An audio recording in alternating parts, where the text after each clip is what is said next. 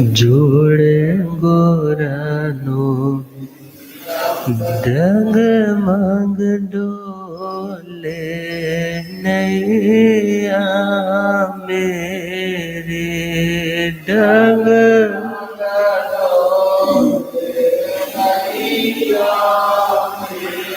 मुझको है सतगुरु तेरे मुझको होठ जी भवसागर पार लंगड़ा जिया भवसागर जी जोड़े गोरानों में वंदना जी जोड़े गोरानों में अनंत अनंत शांति के निकेतन शासनपति भगवान महावीर स्वामी के पावन चरणों में हार्दिक अभिनंदन नमन।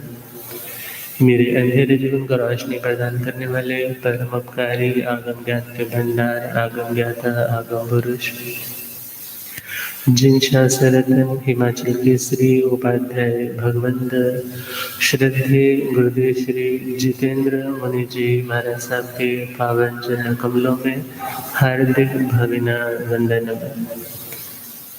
आदरणीय सेवाभावी श्री प्रशमित मुनि जी, धर्म सभा में उपस्थित धर्मानुरागियों, सुशीलवती माताओं,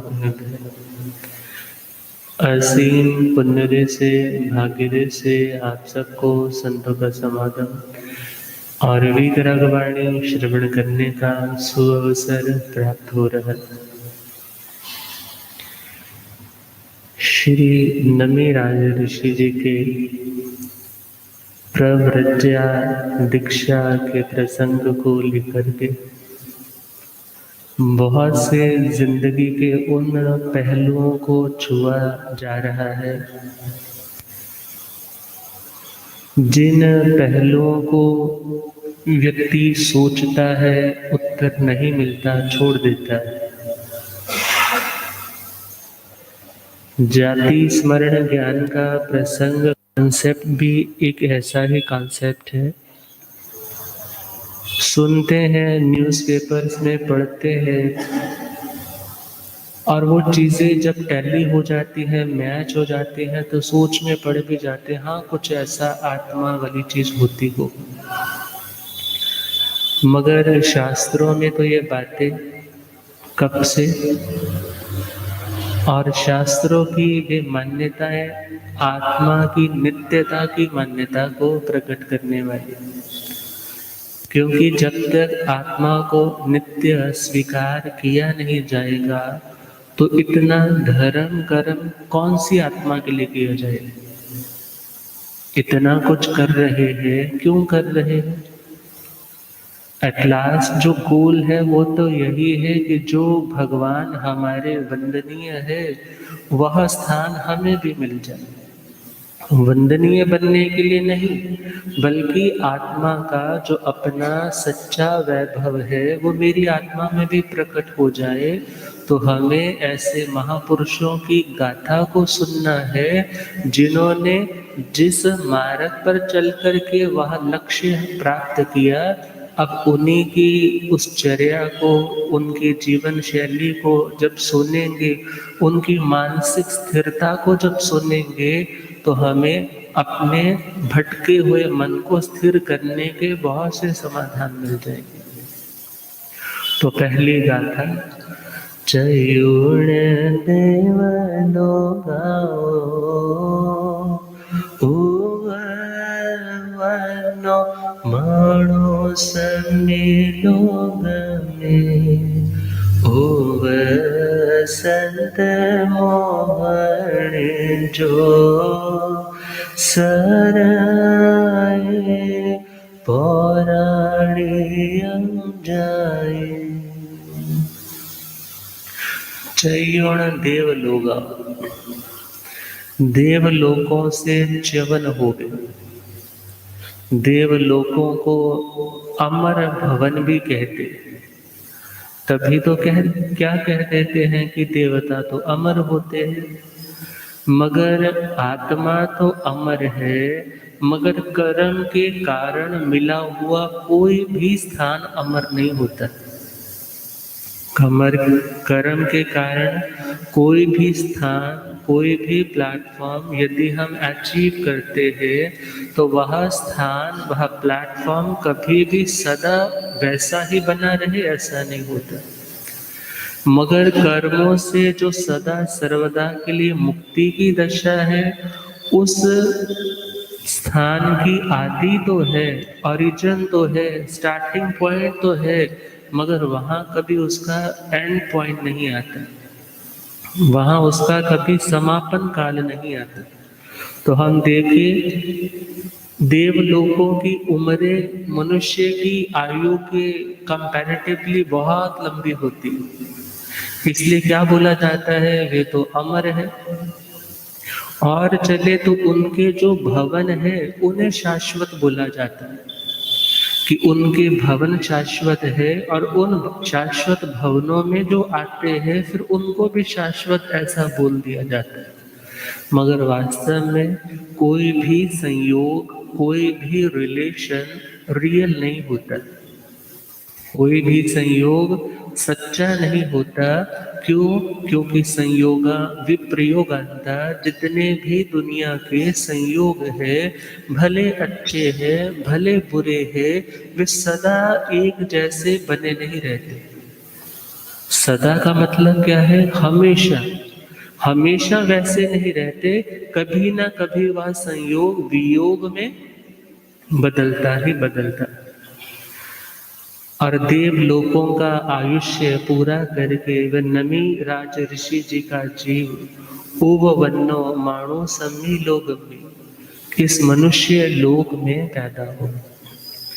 3 लोक हैं देखा जाए तो, अधोलोक, मध्यलोक और ऊर्ध्वलोक। ऊर्ध्वलोक तो जो ऊपर वाला हिस्सा है जहाँ देवताओं का वास है, और जो मध्य लोक है इसको त्रियक लोक भी बोला जाता है क्योंकि फैला हुआ, और यहाँ पर मनुष्यों का, त्रियंचों का भी वास है। और जो अधोलोक है वहाँ पर भी भवन पति इत्यादि देवता है, मगर विशेषतः वहाँ पर नरके हैं, नारकी है। इसलिए जो 3 डिविजन दिए जाते हैं, 3 तरह का लोक, और उन 3 लोकों में से कौन से लोक में इनका जन्म हुआ? मध्य लोक में, माणु सम्मी लोक में।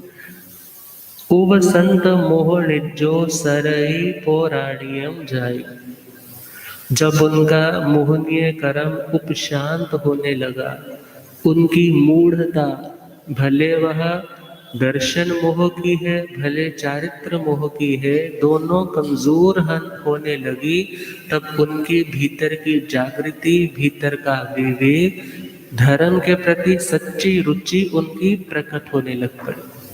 क्योंकि जब तक किसी व्यक्ति को बुखार रहता, पुराने टाइम में थर्मामीटर तो दूसरे थे नहीं आज वाले, वे लोग उस बच्चे को मीठा दूध बना करके देते कि बेटा पी। वो कहता कि मेरा मन नहीं कर रहा, मैंने नहीं पीना, मुझे ये दूध कड़वा लग रहा है।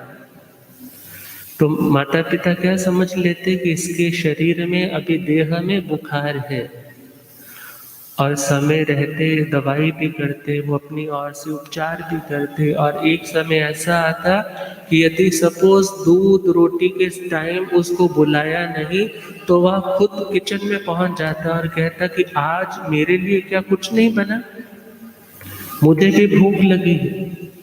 अर्थात उसको फिर जैसे ही दूध दिया जाता तो वो कहता आज तो बहुत स्वाद लग रहा है, आज तो बहुत आनंद आ रहा है।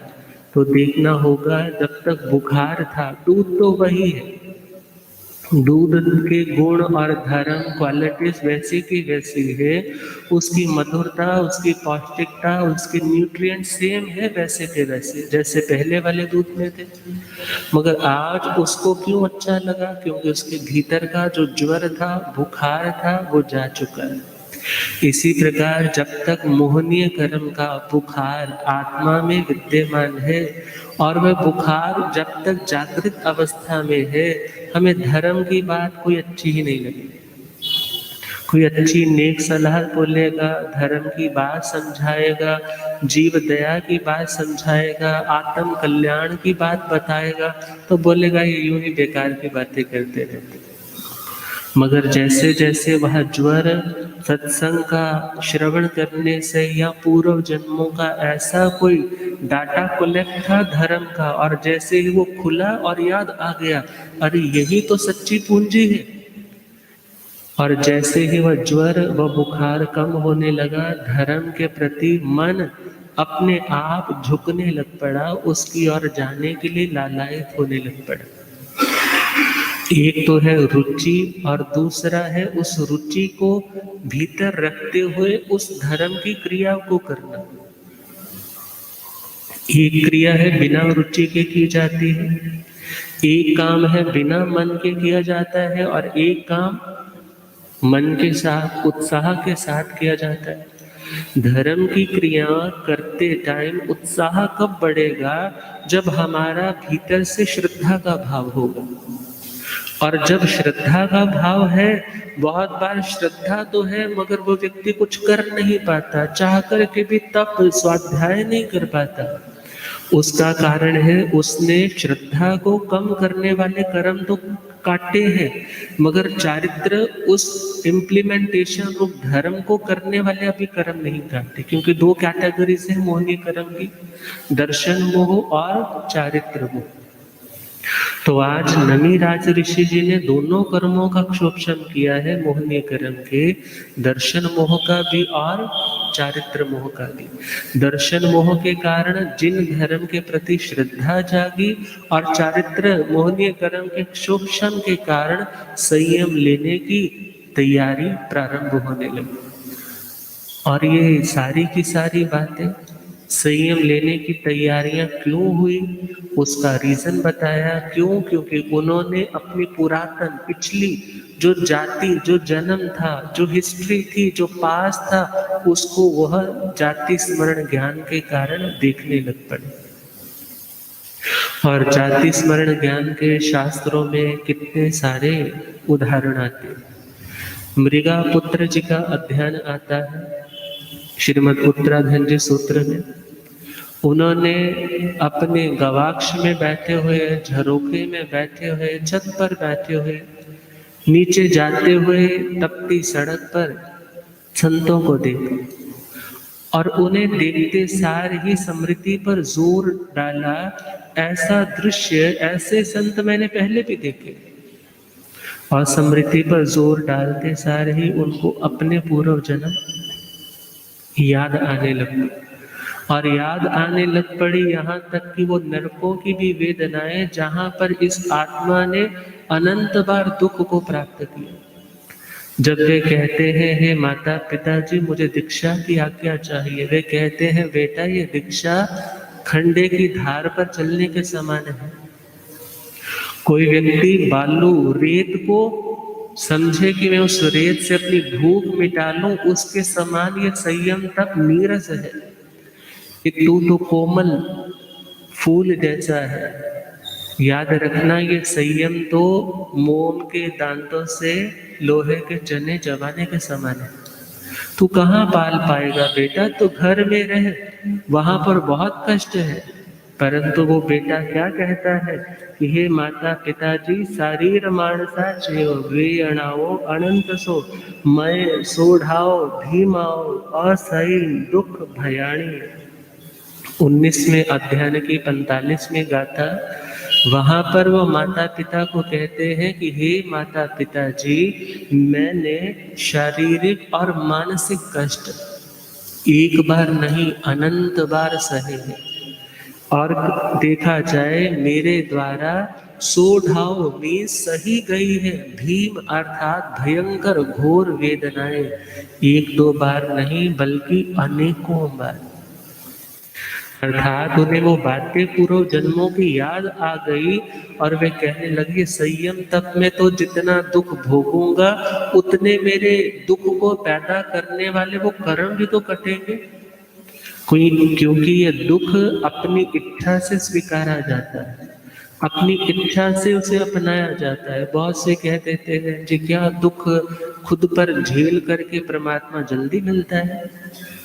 तो विचार करना, परमात्मा तो भीतर ही है, मगर वो परमात्मा भाव प्रकट क्यों नहीं हो पाता?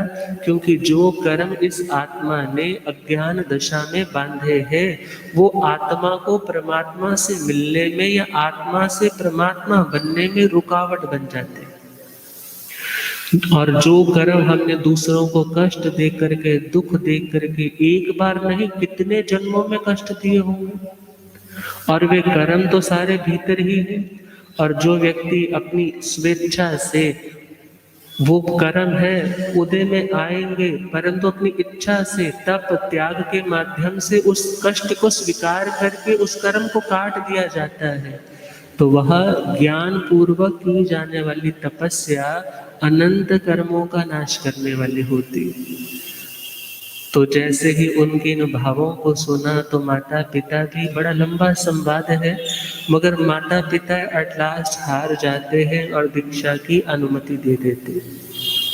और आगे चले तो नंदन मणियार जी की घटना भी आपको सुनाई थी, जो एक समय तो नगर सेठ थे, परंतु आने वाले समय में अगले भव में अपनी उपलब्धियों पर इतना गर्व है, अपने द्वारा बनाई गई बावड़ियों के प्रति बहुत आसक्ति है, अपनी प्रशंसा सुनने के लिए अलग अलग जगह पर सीक्रेट तरीके से सुनते हैं कि लोग बोल रहे हैं अरे इतने सेठ ने तो बड़ा काम किया, कितनी अच्छी बावड़ियां बनाई, औषधालय बनवा दिए, कितने अच्छे अच्छे इन्होंने खाने पीने के साजो सामान तैयार करवा दिए। ऐसा काम तो कोई सामान्य व्यक्ति नहीं कर सकता, इसकी कीर्ति तो अमर रहेगी।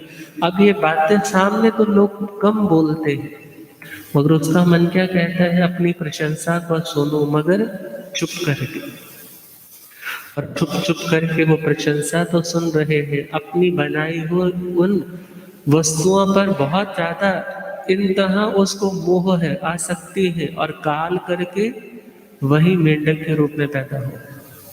और जब मेंढक के रूप में पैदा हुए हैं, अभी याद नहीं है, जो बनाया था वही घूम रहे हैं, वही उछल कूद कर रहे हैं, लोग आते हैं स्नान करते हैं और वे बोलते हैं कि नंदन मनियार जैसा सेठ तो देखो कितना काम कर गया कि कोई नहीं कर पाया।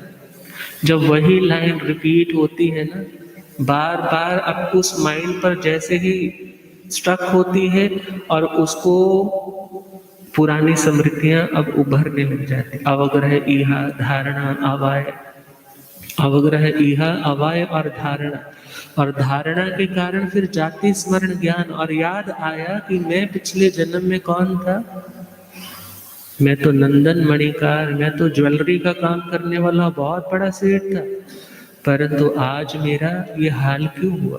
आसक्ति के कारण, पोषद में की हुई विराधना और उसकी आलोचना नहीं। देखा जाए तो आज याद आया, और जब सूचना मिली कि भगवान पधार रहे हैं, अब बेले बेले पारने भी शुरू कर दी है, दर्शन करने के लिए भी जा रहे हैं, और जब घोड़े के पैर के नीचे दबे है, पेट फट गया, परंतु फिर भी आज मन में इतना संतोष है कि मेरा सम्यक तो पुनः मैंने रीगेन कर लिया है। भगवान को वही भावों से वंदना की, नमोत्थणों के पाठ से, और चारों आहारों का त्याग करके समाधि मरण को प्राप्त किया। ये किसके कारण? जाति स्मरण ज्ञान के कारण। और देखे तो जाति स्मरण ज्ञान के उदाहरणों में संप्रति राजा का भी वर्णन आता है, इतिहास में वर्णन आता है, आचार्य श्री सुहस्ती जी के काल में आता है। जब दुष्काल का समय चल रहा है, जिस समय हर जगह खाने पीने की कमी आ रही है, भोजन भिक्षा भी अच्छे से उपलब्ध नहीं हो रही, ऐसा जो दुष्काल चल रहा है उसे दुर्भिक्ष बोला जाता है। दुर्भिक्ष जिस समय भिक्षा भी बड़े कष्ट से, बड़े दुख से, अर्थात उस भिक्षा को लेने के लिए भी बहुत मेहनत करनी पड़े। लोगों को अपने खाने के लिए तो है नहीं, भिक्षा में कहाँ से देंगे, और ऐसे टाइम को दुर्भिक्ष बोला जाता है। और सुभिक्ष जिस समय भिक्षा देना भी गृहस्थी के लिए आसान होता है, या साधु को भिक्षा इजीली उपलब्ध हो जाती है, वह काल होता है सुभिक्ष का। और हम देखें जब दुर्भिक्ष का समय चल रहा था, पारिवारिक दशा ऐसी हो गई कि सब कुछ खत्म हो गया। क्यों? क्योंकि पैसा तो, आप पैसे को तो खा नहीं सकते, पैसा की बड़ी अमाउंट देने के बावजूद भी थोड़ा सा भोजन मिलता था। और उस समय आचार्य सुहस्ती जी तो भोजन इत्यादि गोचरी उन्हें मिल गई, क्योंकि साधुओं के प्रति जो अहोभाव लोगों का रहता था वो तब भी रहा होगा। वो गोचरी लेकर के जैसे ही आए, और वह एक फटे हाल सी स्थिति है, कहने लगा जी मुझे भोजन दे दो। संत कहने लगे हम संयति को तो भोजन दे सकते हैं, असंयति को अपना लाया हुआ भोजन नहीं दे सकते। कहने लगे फिर आपका भोजन पाने के लिए मुझे क्या करना होगा? बोले तुझे साधु बनना होगा। और उसने उसी टाइम सब कुछ छोड़ करके कि मुझे साधु बना दो, और साधु का बाना, साधु के पाठ इत्यादि करवाए, क्योंकि बड़ी दीक्षा के लिए 6 महीने का टाइम रहता ही है, पाठ इत्यादि बाद में भी याद कर लेगा। दीक्षा दी है और भोजन तो भरपेट कर लिया, पचा नहीं, क्योंकि कई दिनों बाद पौष्टिक आहार किया था। और रात्रि के समय शूल की वेदना ऐसी हुई, वहां से काल कर। और जब आचार्य सुहस्ती नगर ग्रामानुग्राम जा रहे हैं, और एक दिन एक सम्राट ने देखा उन संतों को, और वो उतर करके आया, और आचार्य सुहस्ती भी पूर्वधर थे, आकर के निवेदन किया, क्या भंते आपने मुझे पहचाना? वो बोले समृद्धि की ओर, अपने ज्ञान की ओर उपयोग लगाया। कहने लगे हाँ पहचान लिया। कहने लगे मैं वही हूँ जिस पर कृपा करके आपने मुझे संयम दिया था, और उस संयम की बदौलत एक रात का भी संयम नहीं आया, और मैं आज क्या बना हूँ? सम्राट बन गया, संप्रति राजा। इतिहास में एक घटना बहुत प्रसिद्ध है, और संप्रति राजा ने जैन धर्म के विकास के लिए बहुत कार्य किया। और हम देखें ये जाति स्मरण ज्ञान होना कोई बहुत बड़ी बात नहीं है। प्रश्न आ सकता है क्या यह जाति स्मरण ज्ञान सम्यक दृष्टि को होता है या मिथ्या दृष्टि को होता है? तो वहां नंदी जी सूत्र में आया है कि जो मति ज्ञान, श्रुत ज्ञान और अवधि ज्ञान है, ये देखा जाए सम्यक दृष्टि को भी हो सकते हैं और मिथ्या दृष्टि को भी हो सकते हैं। यदि सम्यक दृष्टि को ये ज्ञान, ये जानकारियां उपलब्ध होती है, तो उसको तो बोला जाता है मति ज्ञान, श्रुत ज्ञान, अवधि ज्ञान। मगर वही ये बातें यदि मिथ्या दृष्टि को मिलती है, तो उसके लिए बोला जाता है मति अज्ञान, श्रुत अज्ञान, अवधि अज्ञान या विभंग ज्ञान। तो हम देखें आज नमी राजा को भी क्या हुआ है? जाति स्मरण में। और आगे चले तो वैदिक संप्रदाय में भीष्म पितामह का नाम सब लोग जानते हैं।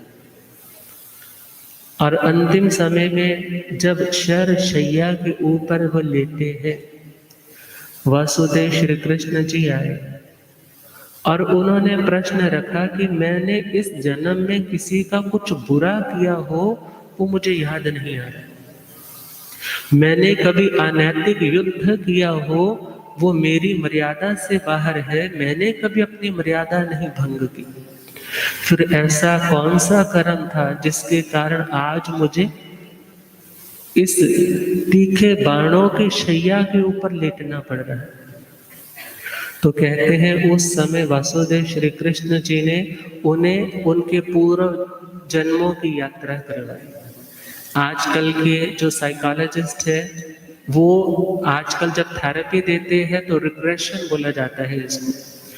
तो उन्हें याद करवाते करवाते बैक टू बैक लेकर के जाते जाते हैं। और आज उन भीष्म पितामह को भी याद आया कि मैं इतने कई जन्मों के पहले जंगल में जा रहा है और जंगल में शिकार के लिए जा रहे हैं, आज कोई शिकार हाथ नहीं लगा और मन मायूस है क्योंकि आज बाण भी भर कर के लाए थे मगर कोई रिजल्ट ही नहीं निकला। और गुस्से में आकर के उन्होंने अपना अग्नि बाण छोड़ा और एक जो झाड़ियों वाला वृक्ष था वो धू धू करके जलने लग गया। मगर वह बेरी का वृक्ष होगा, कांटों वाला कोई वृक्ष रहा होगा, जहां पर एक सर्पणी जिसके पेट में, जिसके गर्भ में कितने सारे अंडे थे। और देखा जाए जब वे इतने गर्भ में थे वे सारे के सारे तड़प तड़प करके झुलस झुलस करके उन कांटों की शाखा से, उन कांटों से बिंद करके तड़प तड़प करके मर गए। अब याद आया किए हुए कर्मों का भोगे बिना छुटकारा। वो जाति स्मरण ज्ञान की यात्रा करवाई, पूर्व जन्म याद दिलवाए, तो आज मन स्टेबल हुआ। ये किसी का दिया हुआ दुख नहीं है, बल्कि ये दुख पैदा मेरे ही अपने कर्मों ने किया है। आज नमी राज ऋषि जी भी जाति स्मरण ज्ञान पूर्व जन्मों को याद कर रहे हैं और पूर्व जन्मों में देखा कि मैं देवलोक में था, उससे पूर्व साधु था, मैं यात्री हूँ मोक्ष मंजिल का, इसलिए मुझे अब ठहरना नहीं है, मुझे दुनिया के प्रलोभनों में फंसना नहीं। तभी तो क्या कहा, नमी राज की सुनाए, नमी राज की सुनाए, वैराग्य की कहानी, वैराग्य की कहानी, कंगन बने हैं कारण, कंगन बने हैं, बदली है जिंदगानी, बदली है जिंदगानी, उपशांत मोह वाले नवी सोचने लगे हैं, उपशांत मोह वाले नवी सोचने लगे हैं, हुआ ज्ञान पूर्व भव का, हुआ ज्ञान पूर्व भव का, था देव भव नूरानी, नमी राज की सुनाए, नमी राज की, वैराग्य की कहानी, वैराग्य। नमीराज जिनका मोहनीय कर्म उपशांत हो चुका है और जाति स्मरण ज्ञान में उन्होंने अपना पूर्व जन्म भी देख लिया। अब वे सोचने लगे कि दुनिया का कोई भी स्थान नित्य नहीं है, दुनिया का कोई भी स्थान नित्य, अरे देवलोकों में था मगर कहा जाता है क्षीणे पुण्य मर्त्य लोकम आविशन्ति, जो देवता है वे भी पुण्य कर्म का उपभोग करने के बाद जब पुण्य क्षीण हो जाता है, सपोज कोई ताज होटल में पहुंच गया, पास 5 लाख रुपए है, आज रात के लिए कमरे के लिए पैसे भी दे दिए, खाने पीने के लिए भी पैसे डिपॉजिट करवा दिए, मगर अगले दिन वो बोलते हैं भाई पैसा दो और रुको, और यदि पैसा खत्म है तो यहाँ से बोला नहीं अभी मेरे पास पैसा है, और पैसा दे दिया और रुकने की मोहलत मिल गई, और जिस दिन पैसे कंप्लीट बैंक बैलेंस खाली, और उसी दिन वहाँ से होटल वालों ने कहा भाई तुम इज्जतदार आदमी लगते हो, स्वयं चले जाओ वरना हमें बाउंसर मंगवा करके आपको यहाँ से निकलवाना पड़ेगा। और कर्म की भी तो यही स्थिति है। कहते हैं यावत वित्तोपार्जन सक्त है तावन निज परिवारो रक्त है, पश्चात धावती जर्जर देहे वार्ता पृच्छति कोपि न गेह। जब तक तो आप धन उपार्जन में लगे हुए हो, कमा करके घर में ला रहे हो, और थैला भर करके शाम को आ रहा है ना, तो घरवाली भी कहती है मेरा पिया घर आया है। अब तो गर्मियां हैं तो शरबत, सर्दियां हैं तो गरम गरम दूध, और जिस दिन वो थैले में कुछ ना मिले और आने वाले उस सेठ का मुंह भी लटका हुआ हो, और 2, 4, 10 दिन रेगुलर ऐसा होने लग पड़े, तो देख लेना आपकी उस फॉर्मल जो इज्जत बनी हुई थी ना, उसका ग्राफ कितना डाउन जाता है।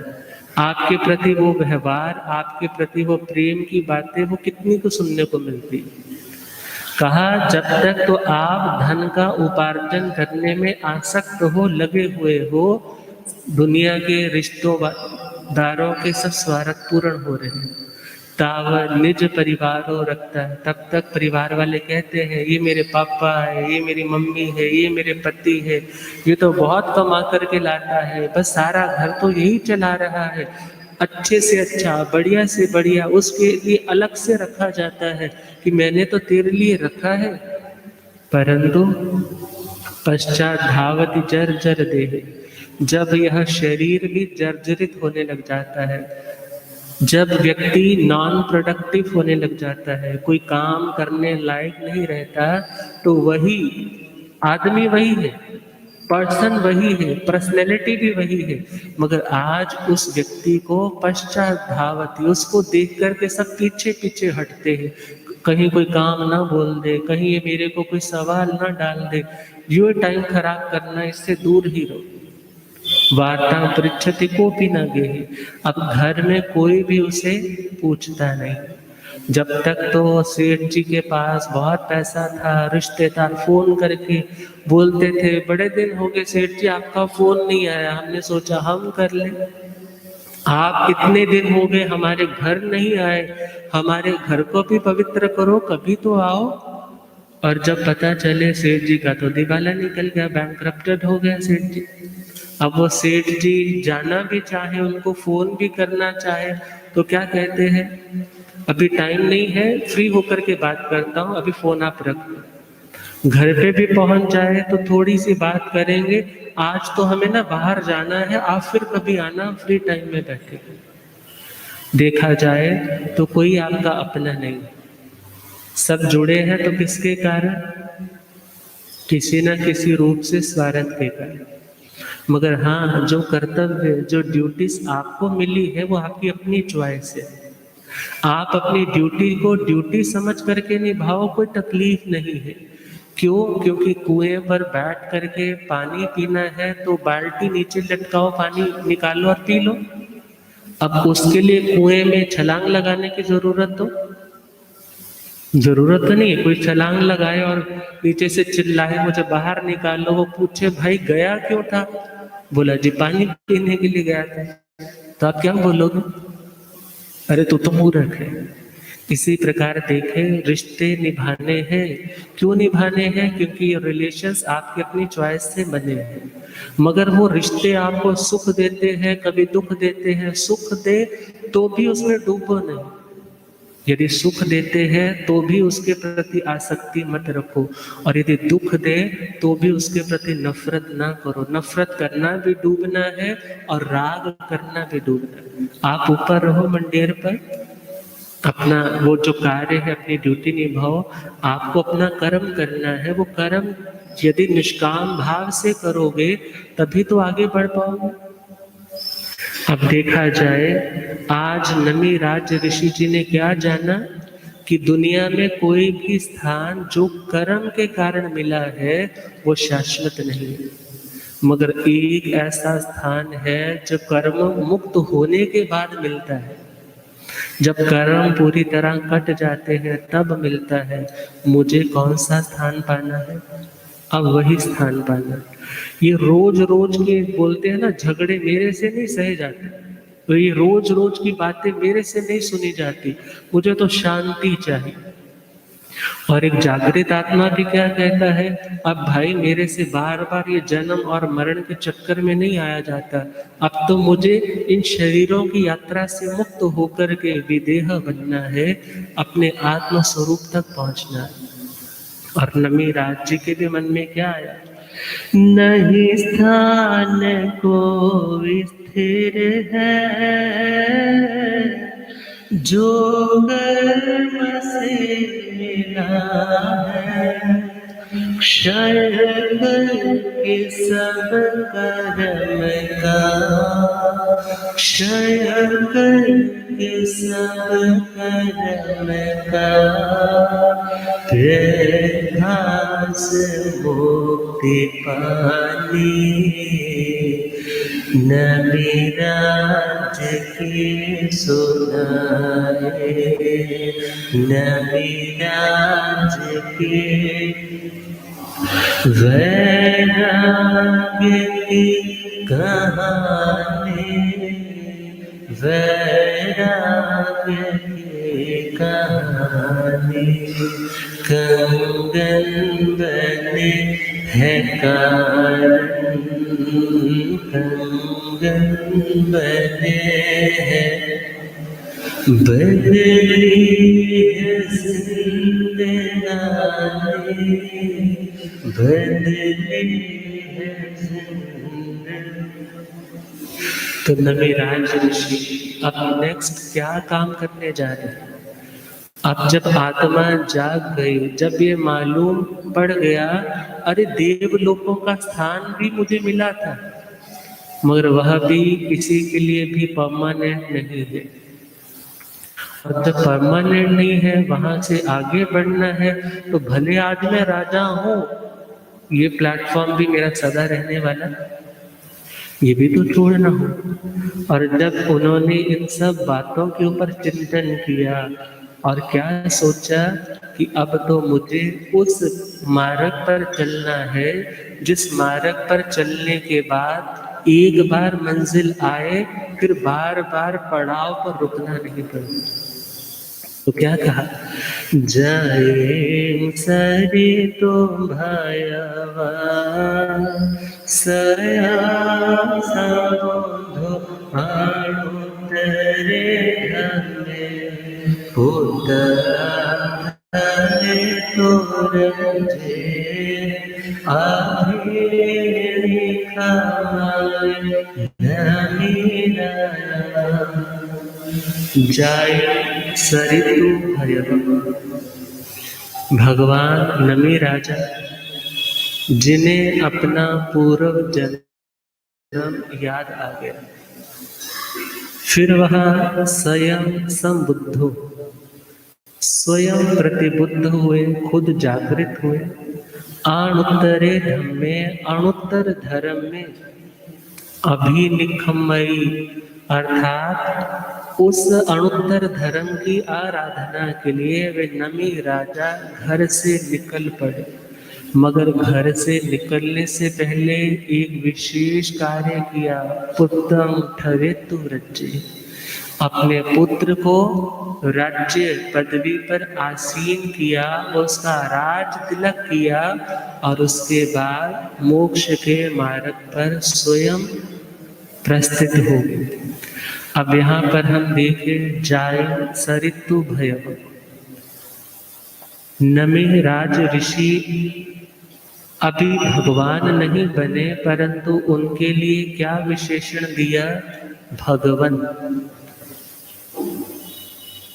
अब देखा जाए, भगति जी सूत्र में आता है, चल माने चलिए। जो व्यक्ति जिस मंजिल के लिए चल पड़ा, जितने अंशों में उसने रास्ता कंप्लीट कर लिया है, उस दृष्टि से बोला जाता है कि इस व्यक्ति ने अपनी मंजिल को इतने अंशों में प्राप्त कर लिया। सिंपल वे में समझे, जैसे कोई व्यक्ति दिल्ली को गया, उधर से कोई आ गया मेहमान, पूछने लगा जी सेठ जी कहाँ है? उसने बोला जी सेठ जी तो कहाँ गए हैं? दिल्ली गए। वो तो अभी सिरसा भी नहीं पहुंचे थे। मगर उसने क्या बोला, वो कहाँ गए हैं? ये किस लिहाजे से बोला जाता है दिल्ली गए?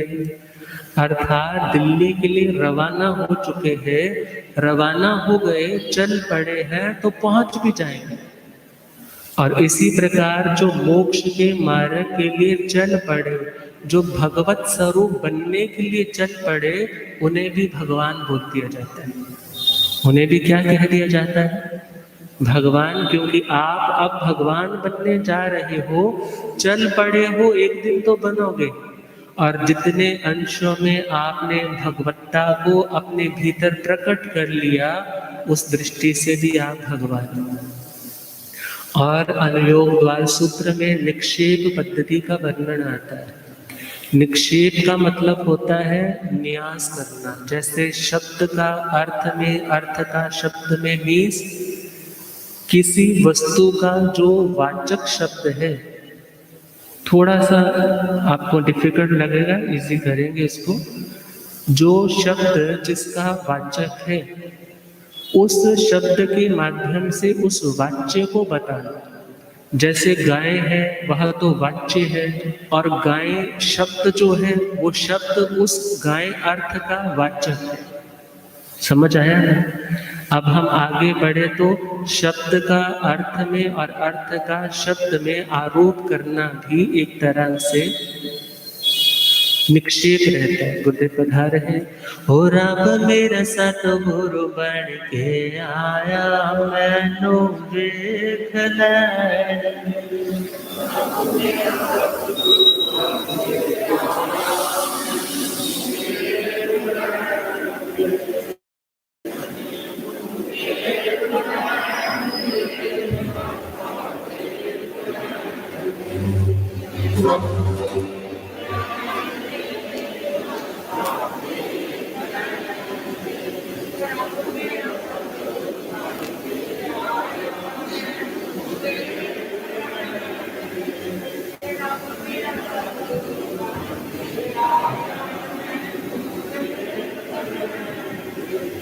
चिट्टा चूला मुक्ते पट्टी हंसा वाले चरणों की,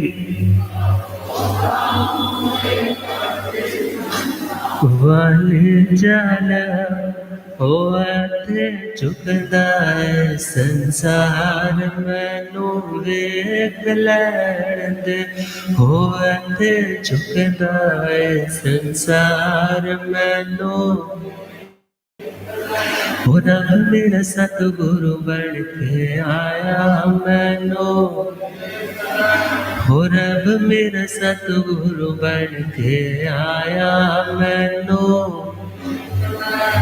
बोले आगम ज्ञाता आगमपुर जय शास्त्रधन हिमाचल केसरी उपाध्याय भगवंत श्रद्धे गुरुदेव श्री जितेंद्र मणि जी महाराज की। तो हम अपने गुरुदेव के लिए भी क्या बोलते हैं? रब मेरा सतगुरु बन के आया। अर्थात उस भगवत रूप तक पहुंचने के लिए जो चल पड़े, उनको भी क्या बोला जाता है? भगवान ही बोला जाता है। और देखा जाए निक्षेप पद्धति में शब्द और अर्थ के माध्यम से उस वस्तु को समझाया जाता है। जैसे एक शब्द है, निक्षेप पद्धति कहती है कि हर शब्द के 4 अर्थ हो सकते हैं: नाम, स्थापना, द्रव्य और भाव। अब इनके बारे में हम कल पर इसको जानते हैं। आज के लिए इतना ही। और भगवान उन्हें क्यों कहा, किस लिहाजे से कहा, और वो भगवान कैसे है, भले अभी वो दीक्षा के लिए जा रहे हैं, अभी उन्हें भगवान कह दिया, तो उसके पीछे क्या लॉजिक है इसको भी क्लियर करेंगे। और आगे जो अणुत्तर धर्म है, धर्म का मीनिंग क्या है, धर्म हमें क्या देता है, इसके बारे में भी हम चर्चा करेंगे। अब श्रद्धेय गुरुदेव जी हमारे साथ कृपा करेंगे। ओम शांति।